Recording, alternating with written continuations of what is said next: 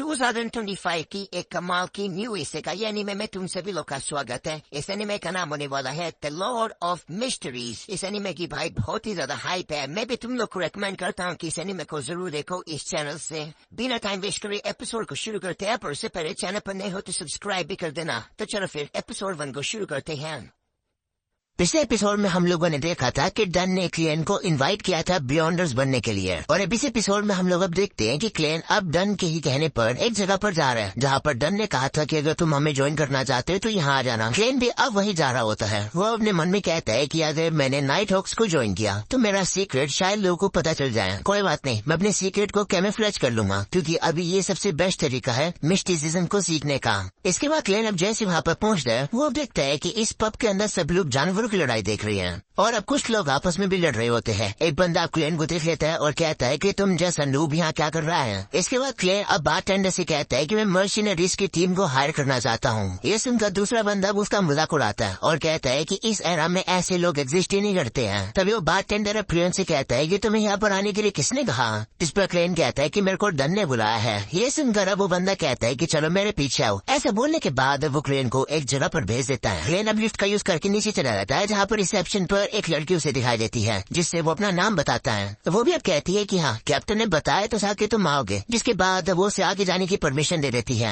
इसके बाद वो रिसेप्शनिस्ट बताती है कि इसका नाम रोजाने है और वो एक लड़का है। तो वो क्लेन को बताने लगती है कि हम लोग ज्यादा बिजी तो नहीं होते हैं, पर पिछले 2 दिनों से बियॉन्डर्स के केस कुछ बढ़ चुके हैं। इसके बाद वहाँ से एक लड़की जाती है। उसे देखकर रोजाने क्लेन से कहती है कि ये रॉयल है, ये खूबसूरत है ना, मैं इससे ज्यादा बात करती नहीं हूँ। इसके बाद वो लोग अब नीचे आते हैं, जहाँ पर क्लेन अब एक रूम में एक बंदे को देखता है। रोजाने बताती है कि इस बंदे का नाम फ्राई है। दिखने में नहीं लगता होगा, पर ये बंदा काफी ज्यादा अच्छा है। इसने मुझे स्केच करना भी सिखाया है। इसके बाद वो लोग अब आगे जाते हैं और अब वहाँ पर उन लोग को एक बंदा दिखता है जो कि काफी नर्वस होता है। रोजाने क्लेन को बताती है कि इसका नाम है केनले। इसने यहाँ पर से 6 महीने के लिए ज्वाइन किया है, पर हर मिशन में ये काफी नर्वस होता है। और इसी में रोजाने अब क्लेन को आगे आती है और कहती है कि कैप्टन आगे हैं, आगे चले जाओ। तो क्लेन पूछता है कि क्या तुम नहीं आओगी, जिस पर वो कहती है कि नहीं, मुझे कैप्टन से पता नहीं क्यों डर लगता है, जबकि वो काफी केयरिंग और दयालु है। इसके बाद क्लेन अब डन से मिलने के लिए कहीं चला जाता है। डन भी उसे देखकर कहता है क्या तुमने डिसाइड कर लिया है ज्वाइन करने का। तो क्लेन भी कहता है हाँ। जिसके बाद डन अब उसे सारे एग्रीमेंट दिखाता है। उन एग्रीमेंट पर स्पेशल ऑपरेशन डिपार्टमेंट पुलिस लिखा हुआ था, जिसे देखकर क्लेन कहता है कि मुझे लगा कि हम लोग ब्लैक थॉर्न सिक्योरिटी कंपनी से हैं। तो डन कहता है कि बस हम लोग इस नाम का यूज कर रहे हैं। हम लोग एवरनाइट गोरेस के चर्च के अंदर आते हैं। हमारा काम सुपरनैचुरल इंसिडेंट्स को टैकल करना होता है। आज से तुम भी हम में से एक हो। तो सुनकर क्लेन खुश होता है और कहता है कि मैं भी आज से आपको कैप्टन बुलाऊंगा।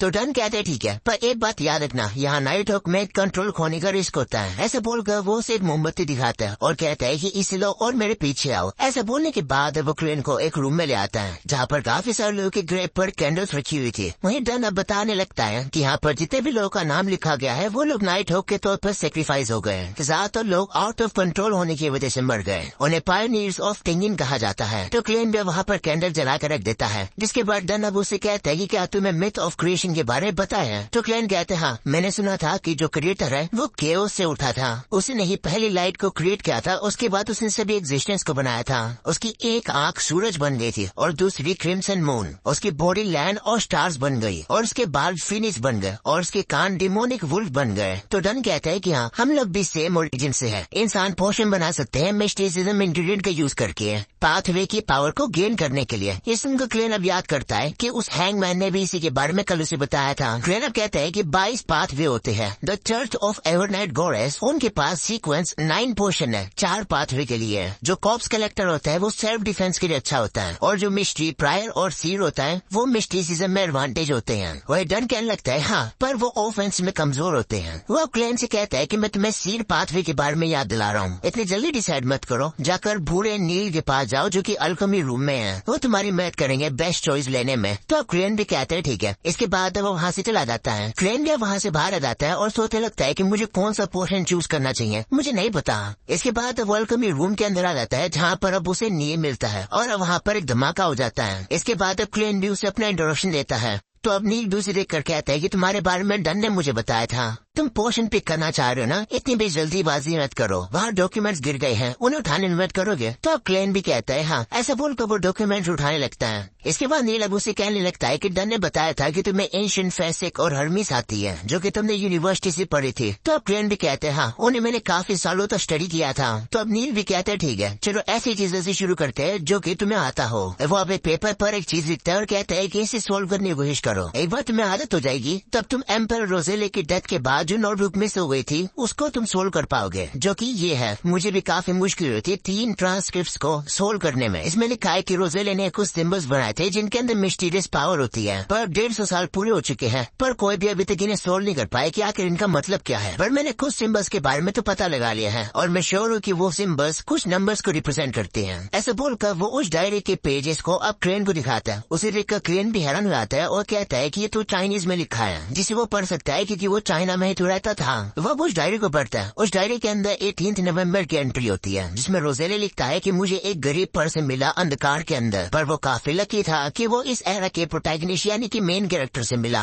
इसके बाद उस डायरी के अंदर जनवरी 1, 1184 के बारे में लिखा था, जहाँ रोजेले लिखता है कि आज की न्यू ईयर पार्टी काफी कमाल की थी। वहीं क्लेन अब ये सब कुछ पढ़ रहा होता है, वहीं नील उसे कुछ बातें बता रहा होता है, पर क्लेन का ध्यान तो अभी भी इन पेजेस के ऊपर होता है। उसे अब इस पेज के अंदर से काफी सारी इन्फॉर्मेशन मिल जाती है, जिस देखकर वो कहता है कि शायद से इसका यूज करके मैं घर जाने का एक तरीका ढूंढ सकता हूँ। क्लेन अब देखता है कि इसके अंदर रोजे ने लिखा हुआ था कि मैंने एक गलत चॉइस ले ली, मुझे या तो अप्रेंटिस या फिर सीड पोर्शन लेना चाहिए था। क्लेन अब इन सारी बातों के अंदर खो जाता है। तभी नील उससे कहता है कि तुम्हें क्या हुआ। तो क्लेन कहता है कि इस डायरी के अंदर जो लिखा है मैं उसे सॉल्व करने की कोशिश कर रहा था। ये सुनकर नील हंसने लगता है और कहता है कि ऐसा हो ही नहीं सकता है। इसके बाद अब उसे पूछता है कि क्या तुमने डिसाइड कर लिया कि तुम कौन सा पोर्शन लोगे। तो क्लेन कहते हैं हाँ, मैंने डिसाइड कर लिया है कि मैं सीड लूंगा। ये सुनकर नील अब उसे कहता है कि क्या तुम श्योर हो, क्योंकि एक बार जो तुम पोर्शन ले लोगे उसको उसके बाद तुम बाद में नहीं बदल पाओगे। तो क्लेन कहते हैं हाँ, मैं श्योर हूँ, मैं सीड ही लूंगा। ये सुनकर नील कहता है कि मैंने एक्सपेक्ट नहीं किया था कि तुम सीड लोगे। वो अब कहता है ठीक है, चलो शुरू करते हैं। अगले सीन में हम लोग अब देखते हैं कि नील अब सीड का पोर्शन तैयार कर देता है, वो भी अलग अलग बहुत सारे मटेरियल्स को मिलाकर। वो अब उसे कहता है कि लो इसे पी लो। वही क्लेन इसे पीने के लिए काफी हेजिटेट कर रहा होता है। वो कहता है कि इसे पीने के बाद कहीं मैं पॉइजन तो नहीं हो जाऊंगा। तो नील अब उसे कहता है कि हेजिटेट मत करो, तुम्हें कुछ भी नहीं होगा। तो अब क्लेन मान जाता है और अब वो उस पोशन को पी लेता है, जिसके बाद क्लेन को अब उसकी बॉडी के अंदर काफी ज्यादा चेंजेस फील होने लगते हैं। उसे अब काफी अजीब लग रहा होता है, जो देखकर नील अब उसे कहता है कि घबराओ मत, तुमने भी पोशन पिया, ऐसे तुम्हारे पावर्स इस तरीके से सीप आउट हो रही है। तुम्हें अब बस फोकस करके एक ऐसे ऑब्जेक्ट को इमेजिन करना है जो कि इस दुनिया के अंदर कॉमन नहीं है। तो क्लेन भी मान जाता है और अब वो ऐसी ही चीजों को इमेजिन करने लगता है। क्लेन अब इमेजिन कर रहा होता है, पर तभी उसकी special power out of control होने लगती है, जिस वजह से वहाँ की चीजें हिले लगती है। जो देखकर नील अब उसे कहता है कि फोकस करो, अपने आप को कंट्रोल करो।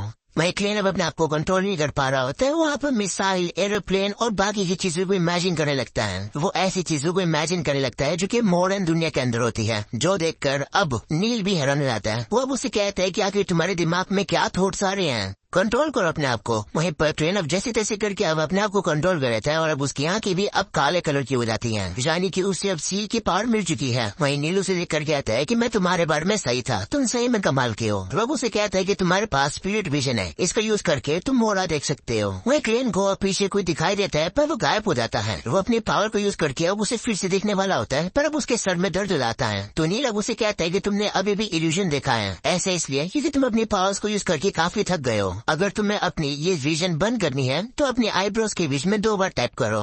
तो क्लेन भी ऐसे करता है और वो अपने इस विजन को बंद कर लेता है। इसके बाद नील अब उसे बताने लगता है कि इस विजन के साथ साथ तुम स्पिरिचुअलिटी भी कर सकते हो और भी तुम रिचुअलिस्टिक मैजिक यूज कर सकते हो। मैं तुम्हें ये डेमन हंटिंग बुलेट्स भी दे रहा हूँ और अपने रिसिप्ट भी ले लेना। अब ये सीन में क्लेन अब डन के पास आता है। वही डन अब उसे कहने लगता है कि मुझे नील ने बताया कि तुमने काफी अच्छी सी चीजों को अडेप्ट कर लिया, तुम स्पेशल हो, इसका मतलब है कि तुम्हारे ऊपर ज्यादा खतरा आएगा। शुरू में तुम्हें ऐसी भी कुछ चीजें सुनने को मिल सकती है जो कि तुम्हें नहीं सुननी चाहिए, तो ज्यादा चीजों में इन्वॉल्व होने की जरूरत मत करना। अभी तुम ऑफिसर नहीं हो हमारे, तुम अभी बस एक क्लर्क हो। तुम्हारी सैलरी हफ्ते में 3 पाउंड होने वाली है, अपने पास ये एडवांस रखो। वह पर क्लेन देखता है किसी तो 12 पाउंड मिले हैं, जिसे देखकर वो हैरान हो जाता है। वो कहता है कि क्लेन के भाई को यानी कि बेंसन को 5 से 6 पाउंड मिलते थे एक हफ्ते में। वह डन उसे कहता है कि जाकर एक केन खरीद लेना। तो अब क्लेन भी कहता है ठीक है, और वो जाकर एक केन खरीद लेता है। डन ने उसे ये भी कहा था कि वैस के घर के आसपास घूमना ढूंढना जिससे कि तुम्हें याद आ रहा है कि वो नोटबुक कहाँ पर है। वहीं क्लेन अब जा रहा होता है, तभी उसे वहाँ पर लियोनार्डो मिलता है, जो कि वो अपनी घोड़ा गाड़ी में वहाँ पर आता है। वो अब क्लेन से कहता है कि अंदर आओ, तो क्लेन भी अंदर चला जाता है। वहीं लियोनार्डो से बताता है कि हमें एक असाइनमेंट मिला है। वो कहता है कि हमें एलियट को ढूंढना है, जो कि एक मर्चेंट गुंडों से लड़ने लगता है। वो अब देखता है कि जो गुंडे हैं ये इंसान भी नहीं लग रहे होते हैं। हम लोग अब देखते हैं कि लियोनार्डो अब उन गुंडों को काफी इजीली से हरा देता है। लियोनार्डो अब उन लोग को हरा देता है, पर अब अचानक से वहाँ पर एक पंख आ जाता है, और अब जैसे वो पंख आकर नीचे उन गुंडों के ऊपर टकराता है, वो गुंडे अचानक से एक मोस्टर में बदल जाते हैं, और इस बार तो वो लोग पहले से काफी ज्यादा पावरफुल हो जाते हैं। वहीं लियोनार्डो को थोड़ी बहुत दिक्कत हो रही होती है, पर फिर भी वो उन लोग को हराने लगता है। वहीं पर अब वो लोग लियोनार्डो से वहाँ से भागने की कोशिश करते हैं। वहीं क्लेन भी उन्हें ढूंढने की कोशिश करता है, पर उसे वो मिलते नहीं है। जो देखकर लियोनार्डो अब उसे कहता है कि तुम हमारे सिर हो, उन्हें से किसी जाने मत दो। तो क्लेन भी अब उन्हें ढूंढने की कोशिश करता है। वह उन्हें सामने की तरफ ढूंढ रहा होता है, पर तभी वो मोस्टर उसके साइड में आ जाती है। जो देखकर क्लेन डर जाता है और वो जल्दी से शूट कर लेता है। इसके बाद वो मोस्टर घायल हो जाते हैं, पर वो लोग वहाँ से फिर से भागने लगते हैं। वो लोग अब आसमान की तरफ भाग रहे होते हैं, पर तभी लियोनार्डो अपनी पावर को यूज करते हैं और अब वो उन लोग को खत्म कर देता है, वो भी काफी खतरनाक तरीके से। वो बताता है कि मैंने अपनी मिडनाइट पोएट एबिलिटी का यूज किया है, जिससे कि ये मोस्टर गहरी नींद में सो गए हैं। ऐसा बोलने के बाद लियोनार्डो अब उस बच्चे को वहाँ से सेफली लेकर चला जाता है। वहीं क्लेन की अब थोड़ी बहुत याददाश्त आने लगती है उसे। वो अब सामने की जगह को देख कर कहता है कि क्लेन यहाँ पर पहले भी आ चुका है। अगले सीन में वो बच्चा वहाँ से चला जाता है। वहीं लियोनार्डो कहने लगता है कि मुझे इस तरीके से अनकंट्रोलेबल बियॉन्डर्स को डील करना बिल्कुल भी पसंद नहीं है। वो क्लेन से हाथ मिलाता है और कहता है कि हम लोगों ने काफी अच्छा काम किया। भाई लियोनार्डो क्लेन से कहता है कि तुम्हारे अंदर कुछ न कुछ है जो कि मुझे तुम्हारी तरफ अट्रैक्ट कर रहा है। ये सुनकर क्लेन थोड़ा सा घबरा जाता है और वो घबरा कर वहाँ से चला जाता है। वही लियोनार्डो को अब क्लेन पर थोड़ा बहुत शक होने लगता है। अगले सीन में क्लेन वापस अपने घर पर आता है। वो कहता है कि अगर मेलेसा को पता चला कि मुझे इतनी जल्दी जॉब मिल गई है तो वो काफी खुश होगी। ऐसा बोलकर क्लेन अब जैसे दरवाजा खोलता है, वो अब देखता है कि वो तो अपने घर पर नहीं होता, बल्कि वो तो एक दूसरी जगह पर आ चुका है। जो देखकर वो कंफ्यूज हो जाता है कि आखिर यहाँ चल क्या रहा है। वो अब सामने जाता है और अब आगे जाते उसे वापस से वही डायरी दिखती है जिसमें लिखा हुआ था कि सभी लोग मर जाएंगे, मैं भी। ये देख क्लेन वापस से घबरा जाता है और अब वो देखता है कि वो वापस से अब उसी जगह पर आ चुका है। वो अब कहने लगता है कि जिस जगह पर वो बच्चा किडनैप हुआ था उस जगह पर मुझे क्लू मिलेंगे, एंटीगोनस फैमिली की नोटबुक के, मुझे वहाँ चलना होगा। ऐसा बोलकर क्लेन अब वहाँ से चला जाता है। अगले सीन में हम लोग को क्लेन के बड़े भाई को दिखाया जाता है जिसका नाम बेंसन है, और वो एड्रेस देखकर क्लेन के नए घर पर पहुँच जाता है। वो जैसे नॉक करता है वहाँ पर अब उसका मेलेसा और क्लेन वेलकम करते हैं। इतने शानदार घर को देखकर बेंसन भी हैरान हो जाता है। वो कहते हैं कि क्या हम लोग सही में यहाँ रहने वाले हैं? तो क्लेन भी कहते हैं हाँ, चिंता मत करो, अब से ये हमारा घर है। ये सुनकर बेंसन काफी ज्यादा खुश हो जाता है। अगले सीन में हम लोग अब देखते हैं कि क्लेन ने अपने भाई बहनों के लिए काफी शानदार खाना बनाया है जो उन लोगों को काफी पसंद आता है। इसके बाद बेंसन क्लेन को गिफ्ट में एक कपड़े देता है, जिसे देखकर क्लेन कहता है कि ये तो काफी महंगा रहा होगा ना। जिस पर बेंसन कहता है कि चिंता मत करो, तुम्हें अब एक नई जॉब मिल गई है तो तुम्हें अच्छे से ड्रेस पहननी चाहिए। वही क्लेन कहता है कि लेकिन इतना महंगा मैं कैसे ले सकता हूँ? जिस पर अब मेलेसा कहती है चिंता मत करो, बेंसन काफी समय से इतने पैसे बचा रहा था तुम्हारे लिए, अब इसे पहन कर देखो। तो अब क्लेन भी अब उन कपड़ों को पहनता है और अब उन्हें वो कपड़े काफी अच्छे लगते हैं। क्लेन भी अब उन लोग का शुक्रिया करता है, जिसके बाद बेंसन क्लेन के हाथ रखता है सर पर, जो देखकर क्लेन को अपने पेरेंट्स की याद आ जाती है। वहीं पर बेंसन भी अब क्लेन से कहते हैं कि चिंता मत करो, हम लोग फैमिली हैं, तुम्हें इस तरीके से थैंक्स करने की जरूरत नहीं है। इसके बाद हम लोग अब देखते हैं कि वो लोग अब इसी तरीके से पार्टी करते हैं क्योंकि क्लेन को नई जॉब मिली है। और अब इसी के साथ एपिसोड यही खत्म हो जाता है। उम्मीद है कि तुम लोग को ये एपिसोड पसंद होगा। पसंद हो तो लाइक कर देना, चैनल पर नए हो तो सब्सक्राइब भी कर देना। मिलते हैं अगले एपिसोड में, तब तक के लिए बाय बाय।